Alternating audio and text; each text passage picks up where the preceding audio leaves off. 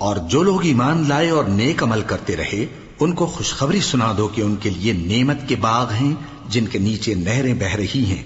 جب انہیں ان میں سے کسی قسم کا میوہ کھانے کو دیا جائے گا تو کہیں گے یہ تو وہی ہے جو ہم کو پہلے دیا گیا تھا. اور ان کو ایک دوسرے کے ہم شکل میوے دیے جائیں گے اور وہاں ان کے لیے پاک بیویاں ہوں گی اور وہ بہشتوں میں ہمیشہ رہیں گے. اللہ اس بات سے آر نہیں کرتا کہ مچھر یا اس سے بڑھ کر کسی چیز مثلا مکھی مکڑی وغیرہ کی مثال بیان فرمائے. اب جو مومن ہیں وہ یقین کرتے ہیں کہ وہ ان کے پروردگار کی طرف سے سچ ہے، اور جو کافر ہیں وہ کہتے ہیں کہ اس مثال سے اللہ کی مراد ہی کیا ہے.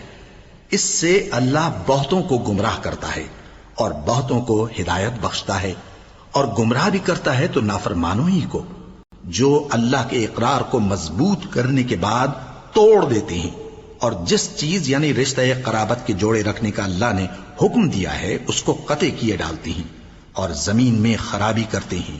یہی لوگ نقصان اٹھانے والے ہیں.